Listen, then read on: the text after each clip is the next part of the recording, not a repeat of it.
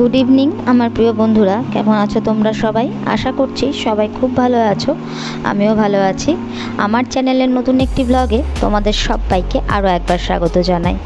ঘড়ির কাঁটায় এখন বাজে সন্ধে 6টা, আর তোমাদেরকে সঙ্গে নিয়ে আজকের ব্লগটি আমি এখন থেকেই শুরু করলাম। তোমাদের সবার কাছে অনেক অনেক অনুরোধ রইল ব্লগটি প্রথম থেকে শেষ অবধি দেখার জন্যে। কালকে তো ভালোই বৃষ্টি হয়েছে, কিন্তু আজকে সকাল থেকে মনেই হচ্ছিল না যে কালকে এতটা বৃষ্টি হয়েছে আর এতটা ঠান্ডা পড়েছিল। কালকে রাতটা খুব ভালো করেই ঘুমিয়েছি, এমনকি রাত্রেবেলাতে গায়ে চাদরও দিতে হয়েছে, ফ্যান আস্তে করে দিতে হয়েছে। তবে সকাল থেকে যেভাবে রোদ উঠেছিল মনেই হচ্ছিল না যে কালকে বৃষ্টি হয়েছে। তবে এখন দেখছি সন্ধ্যের পর থেকে দেখছি আবার আকাশটা একটু মেঘলা করেছে। দেখা যাক, যদি ভগবানের ইচ্ছে আজকে যদি বৃষ্টিটা হয় তাহলে তো খুবই ভালো হয়। এখন যা গরম পড়েছিল, এখন টানা একটু বৃষ্টি না হলে ওই গরমটা লাঘব করা খুবই মুশকিল আছে। আর আমি এখানে জামা কাপড়গুলো সব তুলে নিচ্ছি। দিনের বেলাতে ভালোই রোদ ছিল, মানে বেলার দিকটাতে ভালোই রোদ ছিল, সেই কারণে তখন আর তুলিনি। এসে আমি নিচ থেকে খাওয়া দাওয়া করে এসে আমি মেয়েটাকে ঘুম পাড়িয়ে নিজের কাজ করছিলাম। আর এই গাছটা বাইরে থাকে, ভেতরে যে গাছগুলো থাকে সেই গাছগুলোতে জল দেওয়া হয়ে গেছে। এটা যেহেতু বাইরে থাকে, এটাতে একটুখানি কলটা খুলে একটু জল দিয়ে নিচ্ছি। আর তোমাদেরকে বলা হয়নি, মায়ের শরীর না আগের থাকতে এখন অনেকটাই ভালো আছে। ডাক্তারকে তো দেখিয়েছিলাম, ডাক্তার তো রিপোর্ট দেখে বললেনই সব রিপোর্টই ভালো আছে। তো 10 দিন ওষুধ খাইয়ে নিয়ে যেতে বলেছে। তো 10 দিন হচ্ছে সোমবার দিনকে, তো মাকে সোমবারে আবার ডাক্তারের কাছে নিয়ে যাব। তবে মায়ের যে প্রবলেমগুলো হচ্ছিল, যে শুতে গেলে বা শুয়ে উঠলে মাথাটা ঘোরাচ্ছিল, আর নিচু হয়ে কোনো কাজ করতে গেলে মাথা ঘোরাচ্ছে, যেটাতে মনে হচ্ছে এটা স্পন্ডেলাইটিসের লক্ষণ আর কি। আর একটা সমস্যা, সেটা হচ্ছে বাথরুম থেকে, মানে সকালবেলায় ভোরের যে পটিটা, মানে পটি করে এসে বাথরুম থেকে বেরোনোর সময় তখন একটুখানি শরীরটা অস্বস্তি করছে, কান মাথা দিয়ে আগুন বেরোচ্ছিল সেটা। তো মা বলল এই 2 দিন ওষুধ খাওয়ার পরে এখন ওই ব্যাপারটা আছে, তবে অনেকটাই কম, কষ্টটা খুবই কম। তো যাই হোক, মা এখন মোটামুটি আগের থাকতে ভালো আছে। আর এটাই আমার কাছে অনেক বড় মানে আর কি বলবো, অনেক ভালো কথা। এটাই আমার কাছে, এটাই চেয়েছিলাম যে মাকে যেন সুস্থ করেই বাড়ি পাঠাতে পারি। তো এখন নিচে চলে এসেছি, আর নিচে এসে দেখছি শাশুড়ি মা আমের আচার বানাচ্ছে। আসলে কালকে তো ভালোই ঝড় হয়েছে, আর আমাদের দেশের বাড়ি হচ্ছে সোমরা বাজার। আর আজকে সকালবেলাতে আমার কাকা শ্বশুর এসেছিলেন প্রচুর আম নিয়ে। তো সোমরা বাজারে আমাদের বাড়িতে আম গাছ আছে, মানে আমাদের যে জমি আছে সেই জমির মধ্যে আম গাছ আছে। সেই জমিতে প্রচুরই আম গাছ থেকে আম পড়েছে। তো সেই আমটাই আর কি মানে আমার কাকা শ্বশুর আর কি নিয়ে এসেছে অনেক আম। তো পাড়ার লোককেও অল্প অল্প দেওয়া হয়েছে, এমনকি আমার মামার বাড়িতেও পাঠানো হয়েছে। আর এত আম কি হবে বলো কাঁচা? তো সেই কারণে কত আর চাটনি করে খাওয়া হবে বলো, আর কতই বা আম পুড়িয়ে শরবত করে খাওয়া হবে। তো সেই কারণে মা একটু গুড় আনিয়েছে, আর আজকেই নিয়ে এসেছে, আর রোদে দেওয়ারও সুযোগ পায়নি। আর যেহেতু কালকে বৃষ্টি হয়েছে সেই কারণে মানে আমগুলোকে আজকে করে নিতেই হবে, সব পড়ে গেছে তো জলের মধ্যে, নয়তো নষ্ট হয়ে যাবে। তাই মা আর রোদে দেয়নি। তো ওই আমগুলোকে কেটে ধুয়ে রেখে দিয়েছিল সকালবেলাতেই, আর সেটারই এখন আচার করছে আর কি। আচার খেতে আমরা মোটামুটি সবাই বাড়িতে ভালোবাসি, তো আমাদের দাদাভাইও ভীষণই ভালোবাসে। আর এখানে একটু চা গরম করছি আমার মা আর আমার জন্যে। মা বাপির খাওয়া হয়ে গেছে, মা একেবারেই চা করে রেখে দিয়েছিল, তো সেটা একটু গরম করে নিলাম।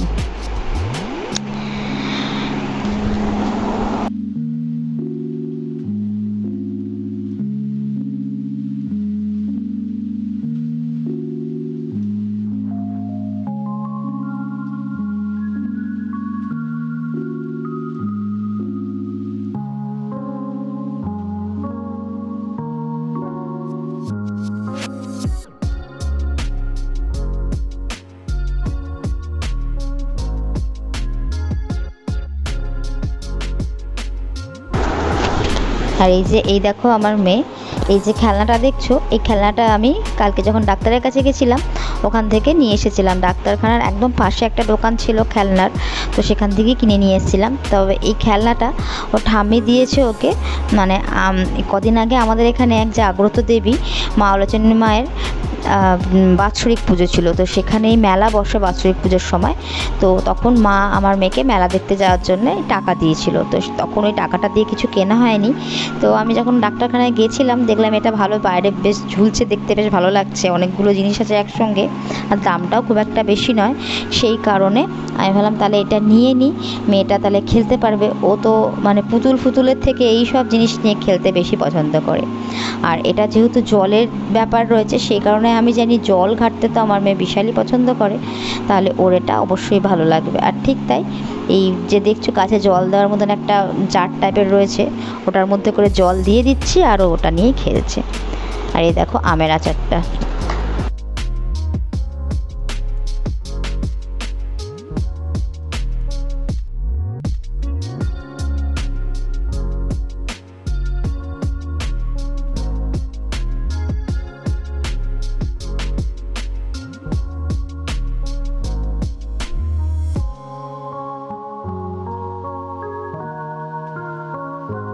তো আমের আচার এখানে মোটামুটি কমপ্লিট হয়ে গেছে, আর মা ওটা নামাবে।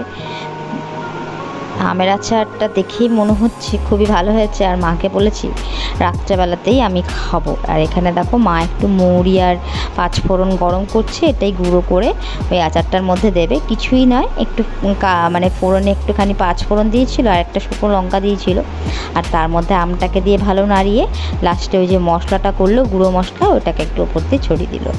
তাতেই দেখবে না 2-3 দিনের মধ্যে সব শেষ হয়ে যাবে। আর এই যে এটা হচ্ছে আমার মেয়েকে এখন খাওয়ানোর অস্ত্র। কদিন ধরে ঠাম্মি কসরত করে করে করে করে খাওয়াচ্ছিলাম মেয়েকে, আর এখন একটা ভালো জিনিস পেয়ে গেছি। আমার মাকে বসিয়ে দিচ্ছি আমার পাশে, আর মা সামনে। আসলে আমি মাকে বলেছি যে যখনই ওর মধ্যে জল ফেলবে, তুমি এই জলটাকে তুলে ওটার মধ্যে করে দেবে, নয়তো কিন্তু ও সারা গায়ে মাখিয়ে ঠান্ডা লাগাবে। আর কদিনের মধ্যেই মনে হচ্ছে ঠান্ডা লাগবে, কারণ ও এতটাই জল ঘাটছে, বাথরুমে গেলেও জল ছাড়ছে না। তো এই যে মেয়েকে খাওয়ানো হয়ে গেল, এবার আমি যাব রান্নাঘরে, কারণ রাতের রান্না করতে হবে, আর তোমাদের দাদা ভাইয়ের অফিসের টিফিনটাও করতে হবে। তবে আজকে যেহেতু নিরামিষ, আজকে আর আঁশ করবো না, আমি আজকে নিরামিষই টিফিন করে দেবো, যতই কালকে খাক না কেন। তো মেয়েকে খাওয়াতে খাওয়াতে আমারও খিদে পেয়ে গেছে, আর আমি এখন নিয়ে বসেছি 2টো মিষ্টি আর একটা রুটি, তো ওটাই খাবো। আর আমার মাকে দিয়েছিলাম মিষ্টি আর মুড়ি দিয়েছিলাম, তো মা ওটা খেয়েছে, আর আমি এখন এটা খেয়ে নিচ্ছি। আর এবার চলে যাব সোজা রান্নাঘরে। রান্না করব একটু ফুলকপি দিয়ে, আলু দিয়ে আর পনির দিয়ে একটা তরকারি। আমাদের রাত্রেবেলায় হবে, আর তোমাদের দাদাভাই অফিসে নিয়ে যাবে, তো সেটা একটু কাটাকুটিটা করে নিই, তাড়াতাড়ি রান্নাটা করে নিয়ে ভাবছি একটু ওপরে গিয়ে বসবো। আমার একটু মানে বললাম না কদিন আগে একটু স্কিনে প্রবলেম হয়েছে, আমার একটু অস্বস্তি হচ্ছে, সেই কারণে। তো দেখি যদি তাড়াতাড়ি হয় তবেই যাব। একটা তরকারি করব, একটু রুটি করব, আর একটু ডাল করলেই হয়ে যাবে, ব্যাস। আজ দিনের বেলাতে আমরা কী দিয়ে ভাত খেয়েছি জানো? মুগ ডাল করেছিলাম পেঁপে দিয়ে, আর মা উচ্ছে আলু চচ্চড়ি করেছিল, আর পাট শাক করেছিল, আর ডালের সাথে আমি একটু পটল ভেজেছিলাম, এই দিয়ে দুপুরবেলাতে খেয়েছিলাম। তো এখন আমার কাটাকুটি মোটামুটি কমপ্লিট হয়ে গেছে। আলু কেটে নিয়েছি, ফুলকপি কেটে নিয়েছি, আর পনিরটা বাপি কিনে নিয়ে এসেছিলো, ভাজা পনির, ওটাকে একটুখানি তেলের মধ্যে ভেজে আমি রান্নাটা করব। মা আছে আমার কাছে, এটা আমার কাছে খুব শান্তি যে মা একটু শরীর খারাপ হলে আমি চোখে চোখে রাখতে পারছি। তবে জানো তো, যত দিন এগিয়ে আসছে তত মনটাও খারাপ হচ্ছে, কিন্তু কিছু করার নেই, এটাই নিয়ম। মাকে তো বাড়ি যেতেই হবে। আর আমার মা না টিউশন পড়ায়, সেখানেও কামাই হচ্ছে, সবাইকে বলে রেখেছে যে এরকম শরীর খারাপ বলে আমি এখানে এসেছি। তবে আর বেশি দিন কামাই করা যাবে না। মা এসেছে ধরো শুক্রবার দিন রাত্রেবেলাতে, তো ওখানে ওদেরও তো পড়াশোনা আছে, তারপর সবারই পরীক্ষা হবে কদিন পরেই, তো সেই কারণে মায়ের এই ধরো না ওই শনিবার রবিবার নাগাদ মাকে দিয়ে আসবো। এখন তো ওয়েদারটা একটু ভালো হয়েছে, আর তাছাড়া মা সোমবার থেকে পড়ানো শুরু করবে, আর সোমবার দিন মায়ের ডাক্তারও দেখানোও আছে, তো সোমবার দিনকে আমিই যাবো, তোমাদের দাদাভাই তো থাকবে না, অফিস যাবে। মা ওদিক দিয়ে আসবে, আর আমি এদিক দিয়ে গিয়ে মাকে ডাক্তারের চেক আপটা করিয়ে আনবো। আর এই দেখো পনিরটাকে ভেজে নিচ্ছি, আর পনিরের তরকারিটা করব।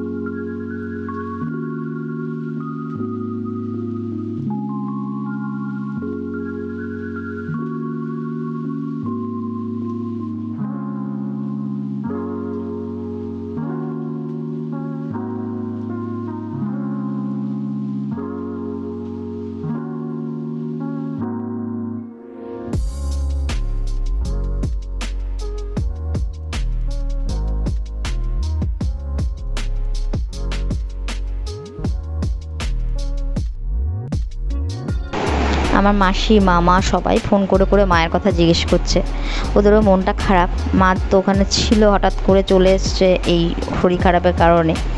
সেই কারণে মাসিদেরও মন খারাপ, মামারও মন খারাপ, সবাই জিজ্ঞেস করছে মায়ের শরীর কেমন আছে।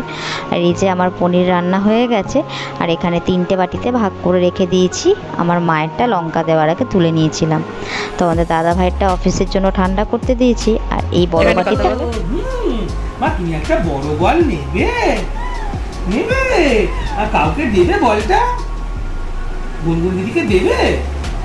হ্যাঁ, কাকাকেও দেবে, মাকে দেবে, হাম্বা থাকে মাঠে, হাম্বাগুলোকে দেবে।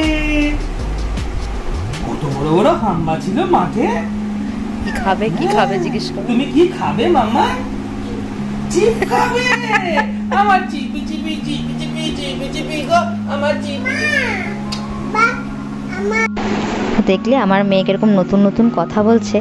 মেয়ের মুখে এই নতুন নতুন কথাগুলো শুনে এত ভালো লাগছে, ওকে গিয়ে যখনই বলছে তখনই গিয়ে আমি চটকে দিচ্ছি, আদর করে দিচ্ছি। আজকে চিপস বলতে শিখেছে, চিপস এসটা তো বলতে পারছে না, চিপ চিপ। কি খাবে তুমি? চিপ খাবো। আবার মাঠে বলবে, কাদের সাথে খেলবে সেটা বলবে। মানে আগের দিনকে গুনগুন আর আমার সব ওই বন্ধুরা সব ছিল, তো ওদেরকে বলছে কাকা, মানে সবাই একটু একটু করে কথা আর কি বলছে, তো খুব ভালো লাগছে শুনে। তো যাই হোক বন্ধুরা, আজকের মতন ব্লগটাকে এখানেই শেষ করলাম। দেখা হবে তোমাদের সাথে পরের একটা ব্লগে। ততক্ষণের জন্য তোমরা সবাই সুস্থ থেকো, স্বাভাবিক থেকো। তোমাদের ব্লগটা কেমন লাগলো অবশ্যই জানিও। টাটা বন্ধুরা।